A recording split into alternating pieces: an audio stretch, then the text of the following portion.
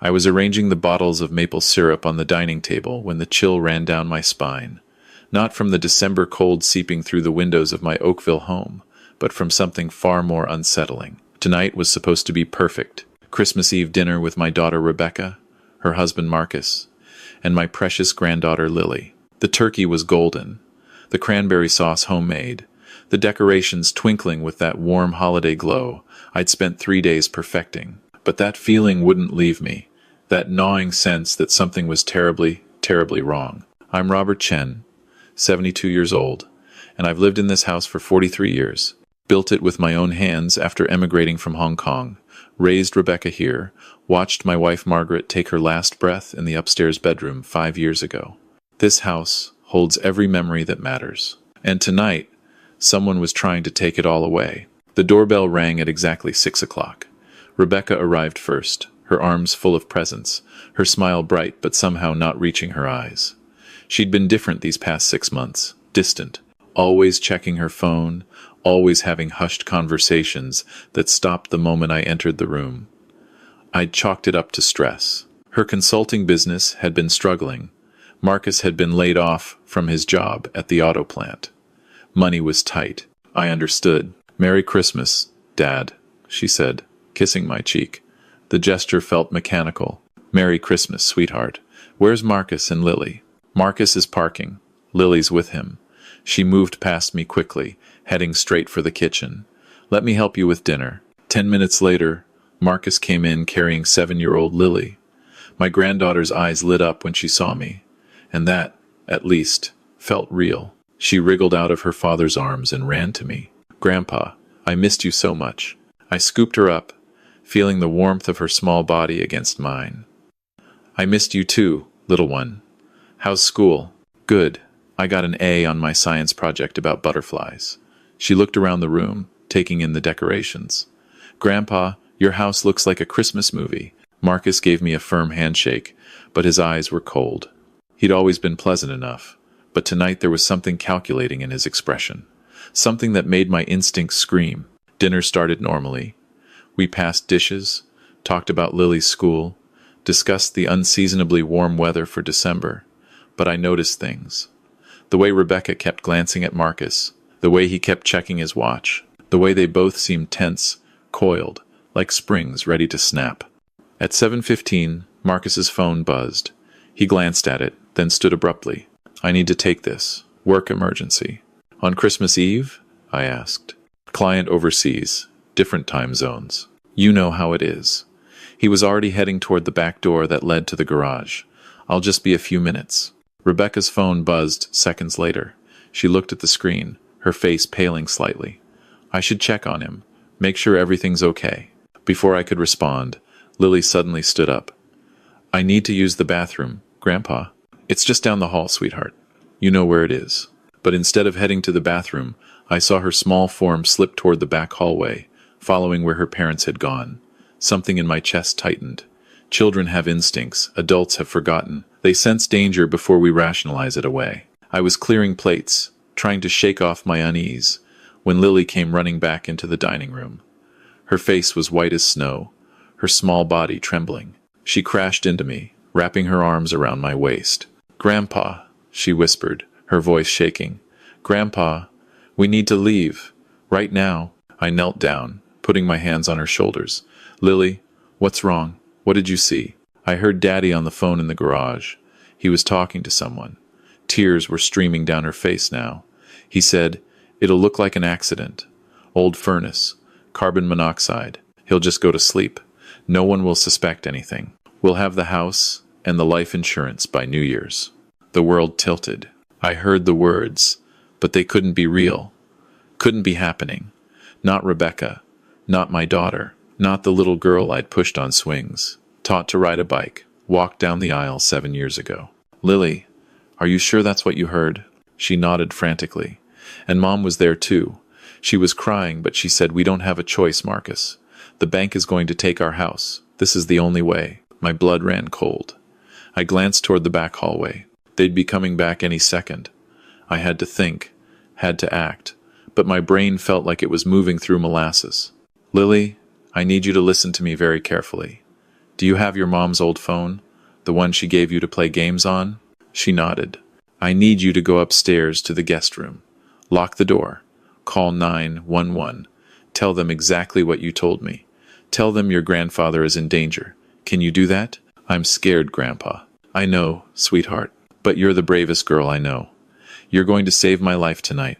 Now go, quickly. She hugged me once more, then ran toward the stairs. I watched her disappear around the corner just as I heard footsteps returning from the garage. My mind was racing. The furnace. They'd mentioned the furnace. Our old heating system was in the basement. A 40-year-old beast that I'd maintained meticulously but probably should have replaced years ago.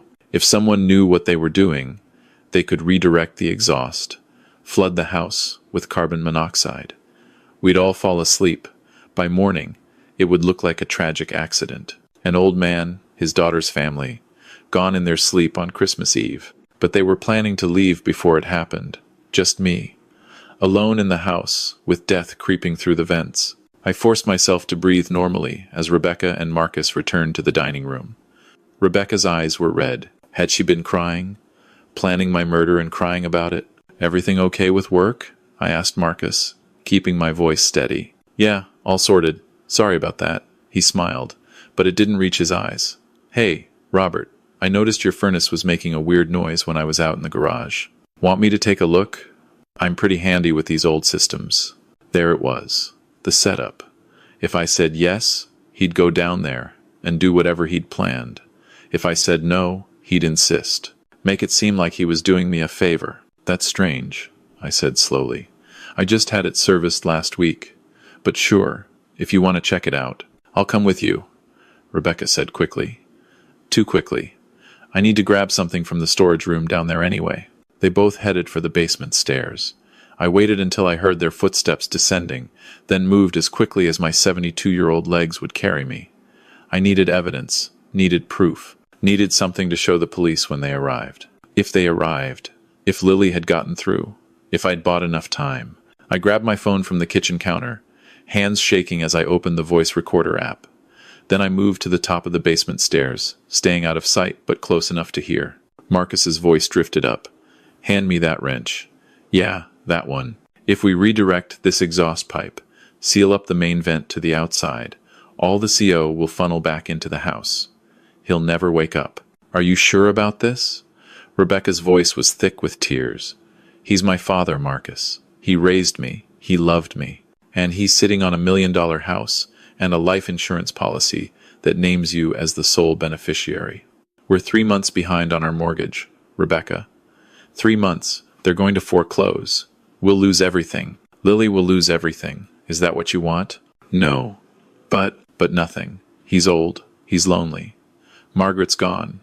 What does he have to live for anyway? We're doing him a favor. And we're saving our family. He has Lily. He loves Lily. Lily will get over it. Kids are resilient. And she'll have a stable home, private school, everything she needs. All because her grandfather loved her enough to leave her a legacy. I heard Rebecca sob. I can't believe we're doing this. We don't have a choice. Now help me seal this pipe. I'd heard enough. My hands were shaking so badly I almost dropped the phone, but I managed to stop the recording. I had it, had their confession, had proof that my daughter, my only child, was planning to murder me for money. The betrayal hit me like a physical blow.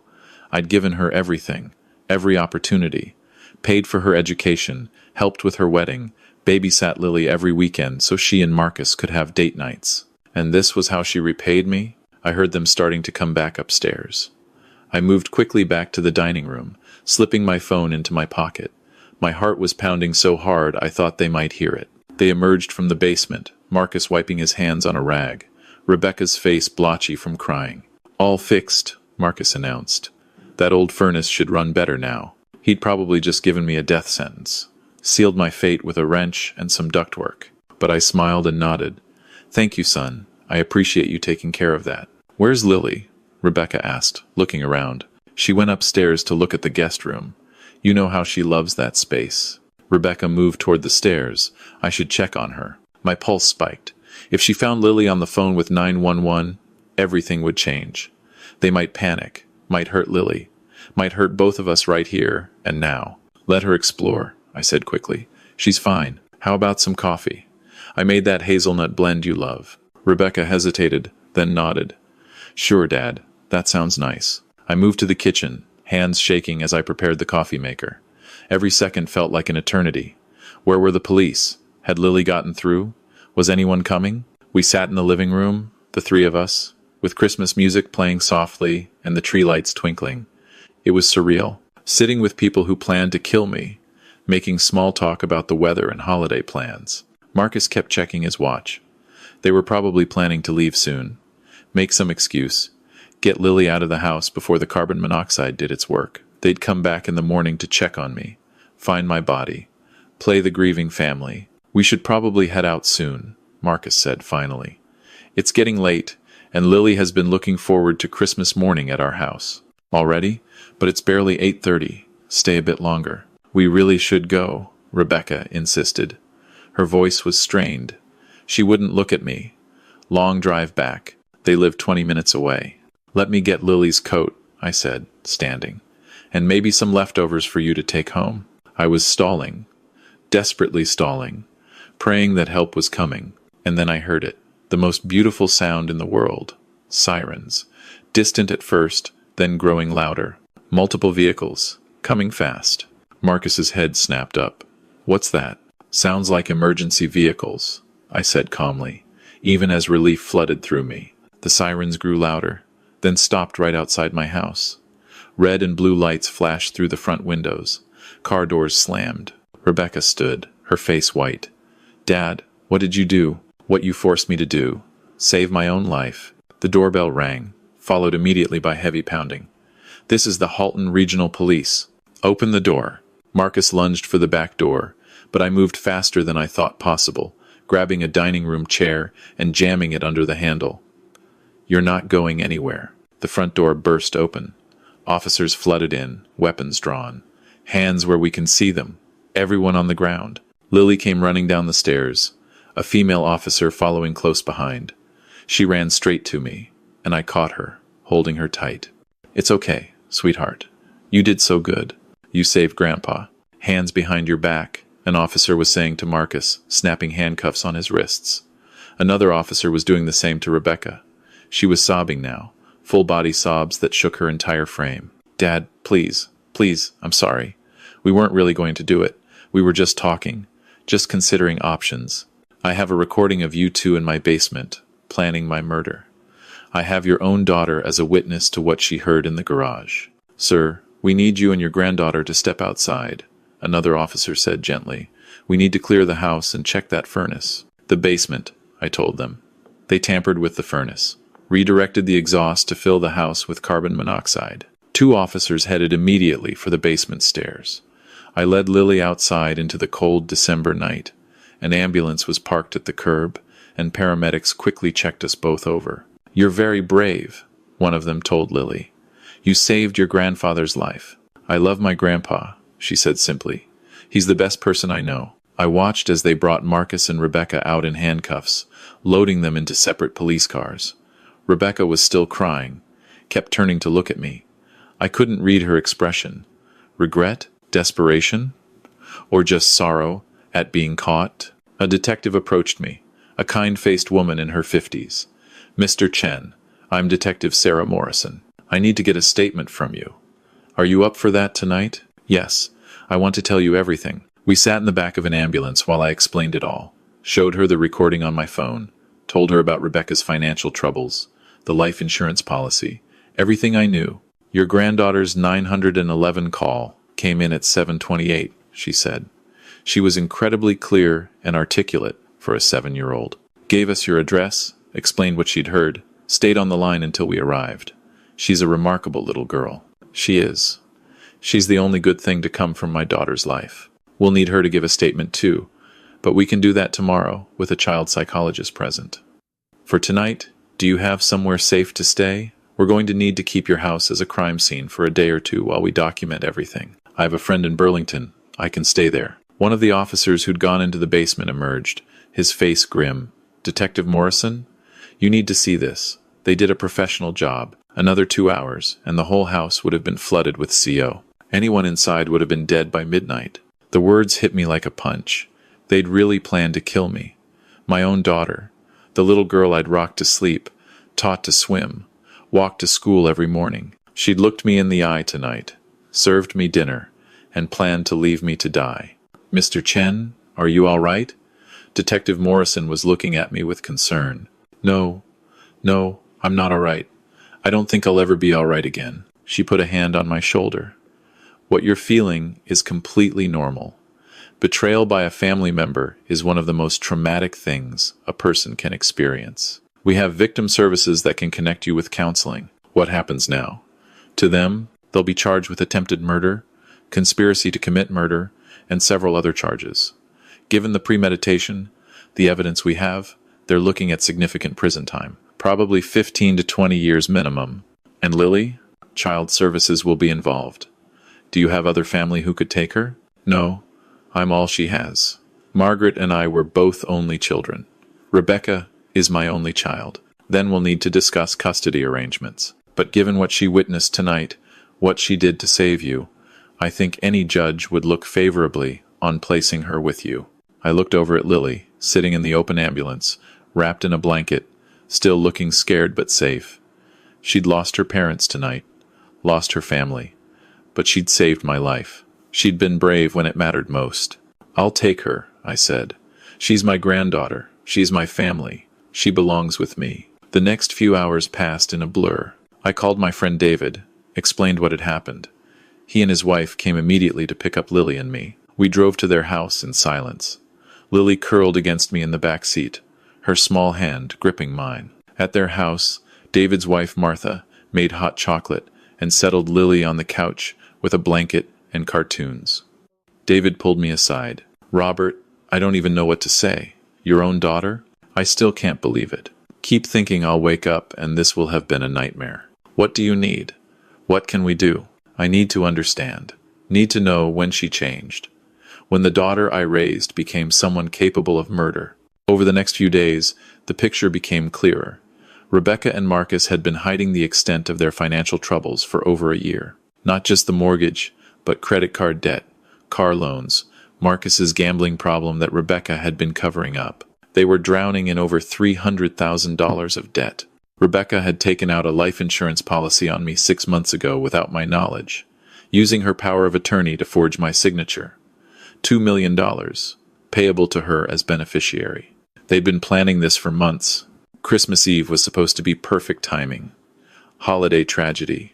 No one would question an old man dying from a faulty furnace. The trial took place in July. I sat in that courtroom and listened to the evidence, watched my daughter cry and apologize and beg for mercy. Her lawyer argued she'd been coerced by Marcus, that she was a victim too, but the recording told a different story. She'd been a willing participant, a co-conspirator. Lily didn't have to testify in person, thank God. Her initial statement and the 911 recording were enough. But I knew she understood what was happening. She'd stopped asking about her parents after the first month, stopped crying for her mother. She focused on school, on her friends, on building a life with me. Marcus got 22 years. Rebecca got 18. The judge said he was being lenient because she'd shown remorse, because she had a young child. I thought 18 years was generous for trying to murder your own father. After the sentencing, Rebecca asked to see me. I almost said no, but some part of me, that part that still remembered her as my little girl, needed closure. They brought her into a small room, her hands cuffed, an officer standing by the door. She looked older. Prison had aged her. Her eyes were hollow. "Dad, I'm so sorry. I know that doesn't mean anything, but I need you to know. I'm sorry. I was desperate. I was scared. I thought we were going to lose everything. So you decided to take everything from me instead. My life? I thought you were lonely. Thought you'd be better off with Mom. Don't you dare use your mother as an excuse. Margaret would be ashamed of you. I'm ashamed of you." She flinched like I'd slapped her. "I know. I hate myself for what I did, what I almost did. But please, please, don't punish Lily for my mistakes. She needs her mother. She has me. I'm her family now. I'll give her everything you couldn't. Love, safety, a home where she doesn't have to worry about her grandparents being murdered for insurance money." "Dad, I'm not your dad anymore, Rebecca. I was your father. I raised you. I loved you. And you tried to kill me. That ends everything. Every bond. Every connection. When you get out of prison 18 years from now, don't come looking for me or Lily. You're dead to us. I stood to leave. She was crying, calling after me. Please, Dad. Please don't do this. I love you. I love Lily. Please. I walked out without looking back. That was the last time I saw her. Lily is 12 now, doing well in school, thriving. We sold the Oakville house. Too many bad memories. Bought a smaller place in Burlington, closer to David and Martha, closer to Lily's school. Started fresh. She knows what happened, knows her parents tried to kill me and are in prison because of it. She sees a therapist twice a month. Some nights she still has nightmares. But she's strong, resilient. She calls me Grandpa, but I'm really her father now, her parent. The one who shows up to school, plays in soccer games and parent-teacher conferences. People ask me sometimes if I've forgiven Rebecca. The answer is no. You don't forgive someone for trying to murder you. You don't forgive someone for choosing money over their own parent. Some things are unforgivable, but I have made peace with it. Made peace with the fact that I raised someone capable of such darkness. Made peace with the loss of my daughter, because she was lost long before that Christmas Eve. Greed had already killed the Rebecca I knew. What I haven't lost is faith in goodness, because Lily saved me. A 7-year-old girl, scared and small, made the hardest choice of her life. She chose right over wrong, truth over family loyalty. She chose to save my life, knowing it would destroy her parents. That's the real legacy. Not the daughter who tried to kill me, but the granddaughter who refused to let it happen. Tonight, 5 years later, I'm making Christmas Eve dinner again. Lily is helping me in the kitchen, laughing as she attempts to make gravy from scratch. David and Martha will be here soon. It's a small gathering, a quiet holiday. Nothing like those big celebrations we used to have. But it's real. It's honest. It's safe. Lily pauses in her stirring and looks at me. Grandpa, do you ever think about that night? Sometimes. Do you? Yeah. I think about how scared I was. How I almost didn't call 911 because I didn't want to get Mom and Dad in trouble. But you did call. You were braver than most adults would have been. I couldn't let them hurt you. You're my favorite person in the whole world. I pull her into a hug. This girl who saved my life, who gave me a reason to keep living when my own child wanted me dead. You're my favorite person too, sweetheart. Thank you for being brave. Thank you for saving me. I'd do it again, she says simply. 1,000,000 times. The doorbell rings. David and Martha with presents and wine. We gather around the table, this small, chosen family, and share a meal. We laugh. We tell stories. We're alive. That's what I want people to understand. When someone you love betrays you, especially family, it destroys something fundamental in you. Trust, safety, the belief that blood bonds mean something. Rebecca didn't just try to take my life. She tried to take my faith in humanity. But Lily restored it. Children see truth more clearly than adults. They haven't learned to rationalize evil yet. When Lily heard her parents planning murder, she didn't make excuses. Didn't convince herself she'd misunderstood. She acted. She chose right. That's the lesson. When someone tells you who they are, believe them. When someone shows you they're capable of harm, protect yourself. And when children come to you with fears, take them seriously. Lily could have been dismissed as a scared kid with an overactive imagination. Instead, the 911 operator believed her. The police believed her. I believed her. She saved my life because people listened. Rebecca will be eligible for parole in 13 more years. I'll be 85 if I'm still alive. Lily will be 25. I've already updated my will to ensure Rebecca gets nothing, can claim nothing. Everything goes to Lily. My house, my savings, my life insurance, everything. Not because I want to punish Rebecca, though there's that too, but because Lily earned it. She earned every penny by choosing to save me rather than stay silent, by having the courage to betray her parents to save her grandfather. Some people might say that's too much burden for a child to carry, but Lily doesn't see it as burden. She sees it as love. And maybe that's the final lesson. Love isn't always easy. Sometimes love means making the hardest choice, doing the right thing even when it costs you everything. Rebecca chose money. Lily chose me. I know which choice has more value. Tonight, as we finish dinner and move to the living room for gifts, I watch Lily opening presents with the same enthusiasm she had at 7. She's still that same brave girl, still sees the world with clear eyes, still knows the difference between right and wrong. That's my legacy. Not the daughter who tried to kill me, but the granddaughter who refused to let me die. That's what I'll be remembered for. And honestly, I can live with that.